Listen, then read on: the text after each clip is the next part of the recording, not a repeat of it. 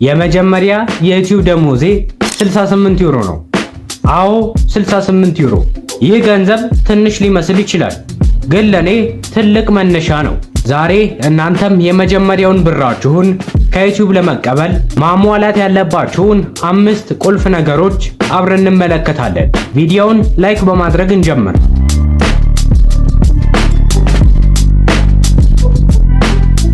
የመጀመሪያው ኦሪጂናል እና የራስ የሆነ ኮንተንት መስራት ነው።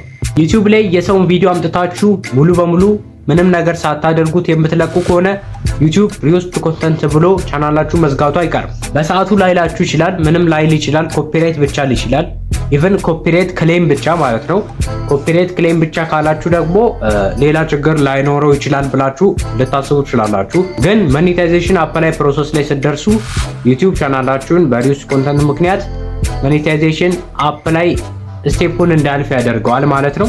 ሶ የራሳችሁን ኦሪጂናል ኮንተንት 100% መስራት ማትችሉ ከሆነ የሰዎችን ቪዲዮ ድምጽ በመጨመር ወይም ደግሞ የራሳችሁን የተሻለ የኤዲቲንግ ስታይል በመጠቀም ዩቲዩብ ላይ በመልቀቅ ገንዘብ መስራት ትችላላችሁ። ግዴታ ሙሉ በሙሉ የእናንተ ኮንተንት 100% መሆን የለበትም።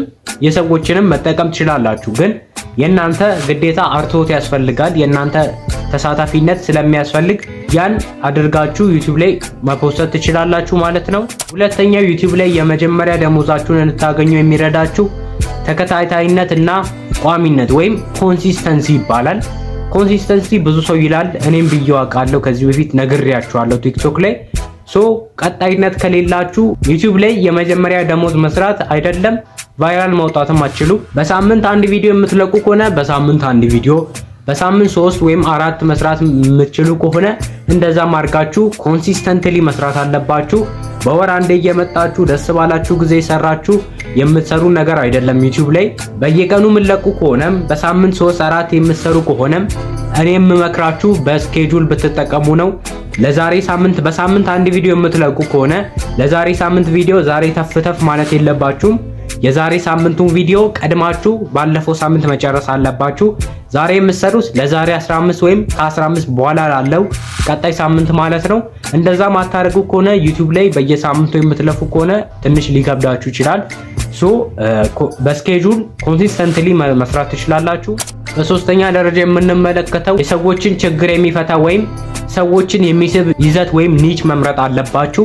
ያ ዩቲዩብ ላይ በቶሎ ወይም ደግሞ በአጭር ጊዜ ውስጥ ሞኔታይዝ ሆናችሁ ገንዘብ መስራት እንድትችሉ ይረዳችኋል።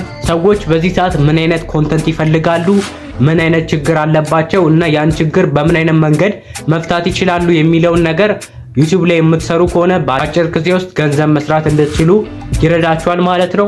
እንዲሁም ደግሞ በወቅቱ ወቅታዊ የሆነ ትሬንዲንግ የሆነ ኮንተንት የምትሰሩ ከሆነ ደግሞ ዩቲዩብ ላይ እንደዚሁ ገንዘብ የመስራት እድላችሁ ጊዜው ያጥርላችኋል ማለት ነው። በዚህ መንገድ ብዙ ሰው የሚፈልገውንና ብዙ ሰው ችግሩን ሊፈታለት የሚችል አይነት ቪዲዮ ብትሰሩ እመክራችኋለሁ። በአራተኛ ደረጃ የዩቲዩብን የሞኔታይዜሽን መስፈርቶችን ማወቅ ማለት ነው። ሶ ዩቲዩብ ላይ ተከፋይ ለመሆን 1000 ሰብስክራይበር እና 4000 ሰዓት ያስፈልጋችኋል። ሎንግ ቪዲዮ የምትሰሩ ከሆነ፣ ሾርት የምትሰሩ ከሆነ ደግሞ 1000 ሰብስክራይበር እና 10 ሚሊዮን የእይታ ሰዓት ያስፈልጋችኋል በ90 ቀን ውስጥ።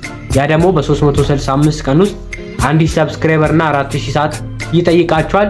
ግዴታ ነው። ገንዘብ ለመስራት ግዴታ እነዚህ ነገሮች መሟላት አለባቸው።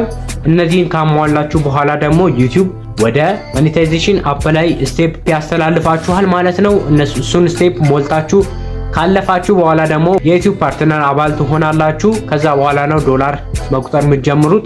ከዛ በኋላ የመጀመሪያ ደሞዛችሁን የምትሰሩ ይሆናል ማለት ነው። እዚህ ጋር አፕላይ በምታደርጉ ጊዜ ዩቲዩብ ወዲያው እንዲቀበላችሁ ቅድም እንዳልኳችሁ የራሳችሁ የሆነ ኦሪጂናል ኮንተንት ወይም ደግሞ አሪፍ የሆነ ኤዲት የሆነ ቪዲዮ ብትሰሩ ዩቲዩብ ወዲያው ይቀበላችኋል።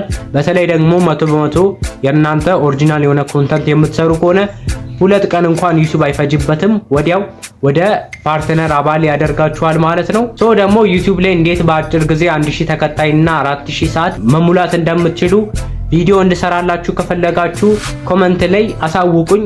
የመጨረሻው ዩቲዩብ ላይ ገንዘብ እንድትሰሩ የሚረዳችሁ ወሳኝ ቁልፍ ነጥብ ዩቲዩብ የትዕግስትና የትጉ ስራ መሆኑን መቀበል አለባችሁ። ዩቲዩብ 10፣ 20፣ 30 ቪዲዮ ለቃችሁ ቫይራል ላትወጡ ትችላላችሁ። ጊዜ ይጠይቃል፣ በጣም ትዕግስት ይጠይቃል። ከኔ ልምድ እንኳን ስነግራችሁ ዩቲዩብ በጣም ጊዜ ይፈልጋል። ኢቨን 1 ዓመት ሊፈጅባችሁ ይችላል። እንደምትሰሩት ኮንተንት እንደምትሰሩት ኒች ይመረጣል። ግን ደግሞ ዩቲዩብ ላይ ዛሬ ቪዲዮ ለቃችሁ ቫይራል መውጣት መጠበቅ የለባችሁም። ቪዲዮ አሪፍ ሊሆን ይችላል። አንድ ቀን አሪፍ ቪዲዮ ሰርቻለሁ፣ በቃ ይሄ ቪዲዮ በጣም አሪፍ ነው፣ ይሄ ቪዲዮ ቫይራል ይወጣል ብላችሁ የለቀቃችሁት ቪዲዮ 10 ወይም 20 ቪው ሊልባችሁ ይችላል። ኢዜ ኖርማል መስራት አለባችሁ በትጋት። ዩቲዩብን ደግሞ እንደ ቢዝነስ የምትመለከቱ እንደ ገቢ ምንጫችሁ የምትመለከቱ ሰዎች ደግሞ ትጋትና ትዕግስት ግዴታችሁ ነው። ግዴታ መታገስ አለባችሁ። እንግዲህ እነዚህ 5 ነጥቦችን በመከተል ዩቲዩብ ላይ የመጀመሪያ ደሞዛችሁን መስራት ትችላላችሁ። እኔም እነዚህን ነገሮች በመተግበር ዩቲዩብ ላይ የመጀመሪያ 68 ዩሮዬን እንድቀበል አግዞኛል ማለት ነው። የዛሬው ቪዲዮአችን እንደጠቀማችሁ አልጠራጠርም።